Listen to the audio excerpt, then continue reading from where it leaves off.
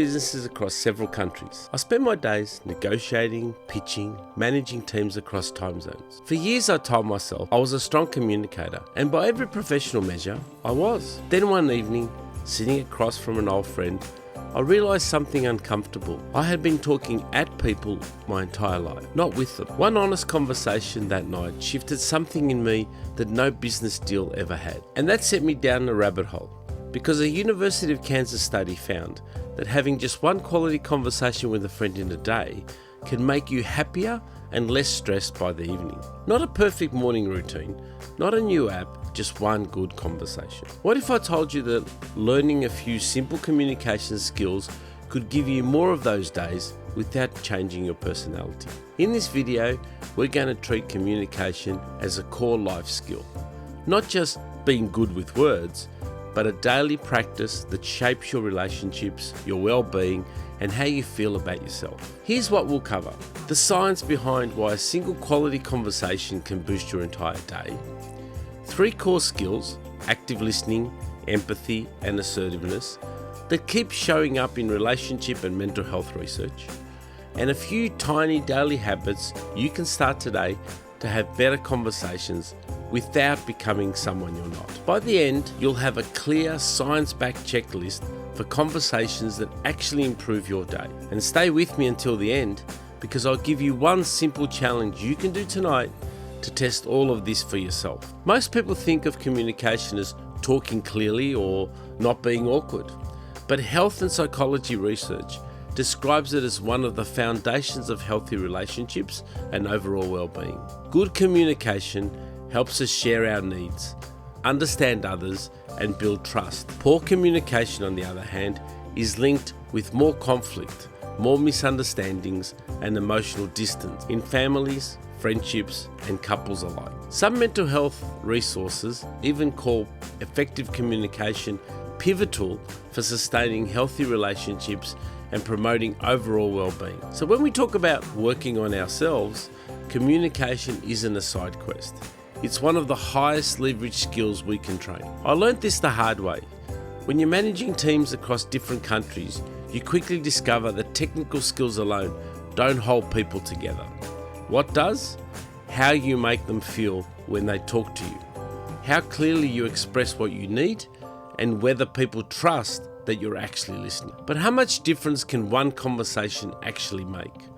The answer surprised even the researcher. In 2023, communication researcher Jeffrey Hall and colleagues ran a study called Quality Conversation Can Increase Daily Wellbeing.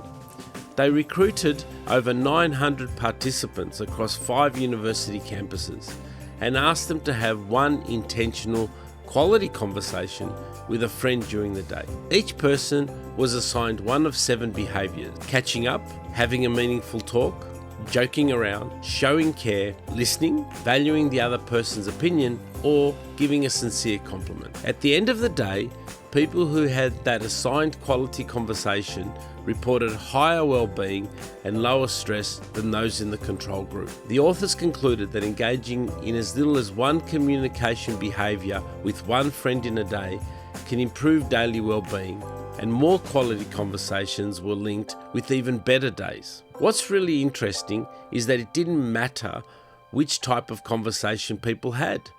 The key was intentionally reaching out in a way that made them feel heard or connected. And other psychology work shows that people often underestimate how enjoyable and connecting deeper conversations will be and cut them short too soon. So we have this gap. Quality conversations are incredibly good for us, but we often avoid or rush exactly the kind of talks that would make our day better. If you're finding this useful, consider subscribing.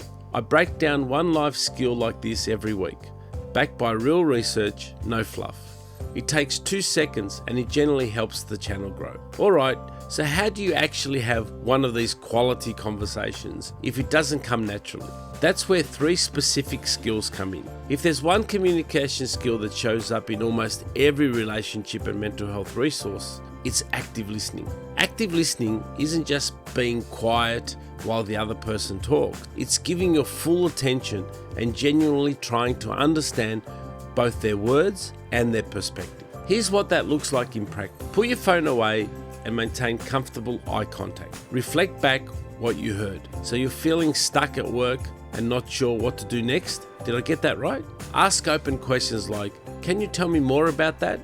Instead of jumping straight into advice. Relationship and counseling research consistently shows that this kind of listening makes people feel valued, understood, and less alone. In Hall's study, simple behaviors like listening more and valuing a friend's opinions were enough to measurably improve people's well-being by the end of the day. I've noticed this across every country I work in. Whether I'm sitting with a team in one of the countries or on a call with a partner on Teams, the moment you actually listen, something shifts. People open up. Trust builds faster than any contact can force it. Listening is a powerful start, but listening alone isn't enough. What you say in the tough moments matters just as much. The second core skill is empathy, trying to feel with someone, not just about them. When someone shares something hard, the way you respond can either deepen trust or make them shut down. Support organisations often recommend simple, validating responses like, that sounds really tough, thanks for trusting me with it. You're not fixing the problem, you're saying, I see you, I hear you, and your feelings make sense. Empathetic communication has been linked with stronger relationships, better mental health outcomes, and people feeling safer to ask for help when they need it. In everyday life, that can be the difference between someone feeling genuinely supported versus feeling more isolated, even when they're surrounded by people. Running international teams, I've seen this play out constantly. The leaders who build the most loyal teams aren't the ones with the best strategy decks. They're the ones who make people feel understood. Of course, communication isn't just about being there for others.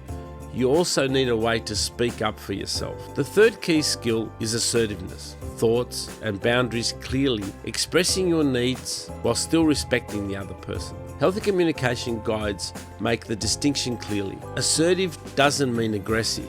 It means you value your own perspective and theirs. One simple tool is the I statement. Instead of you never listen to me, try I feel ignored when I'm talking and you're on your phone.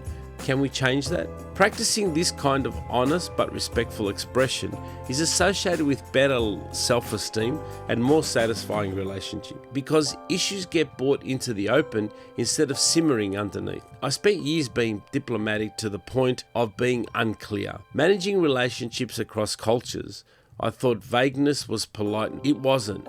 It was just delayed conflict.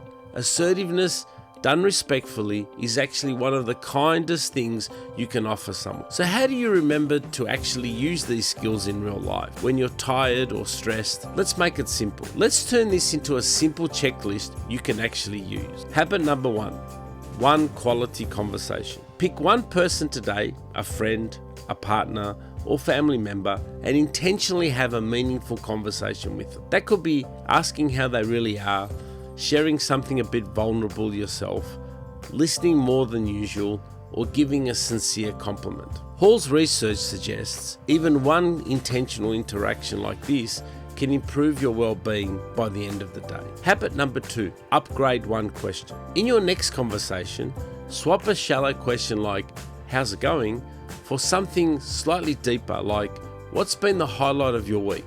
Studies on conversations show that asking questions that show you're genuinely listening makes interactions more enjoyable and connecting than we expect, even when it feels slightly awkward at first. Habit 3, pause before reacting. When you feel triggered, pause for a few seconds. Reflect back what you heard. Check if you actually understood before you respond. This small gap can stop minor misunderstandings from turning into full arguments. Over time, these small behaviors add up.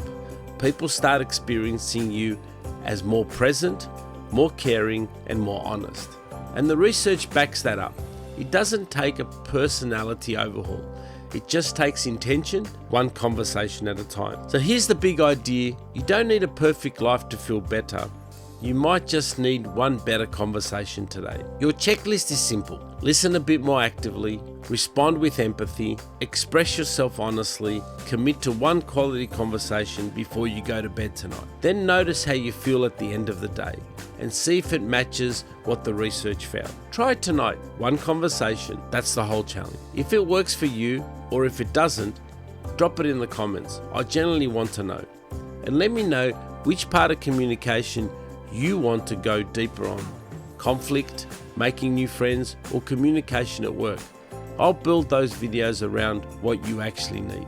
Communication is just one of the life skills that quietly shapes everything. The relationships you build, the trust you earn, the way you feel walking away from a conversation, it all adds up. On this channel, I break down one life skill every week so you can build a better life. One conversation, one habit, one system at a time.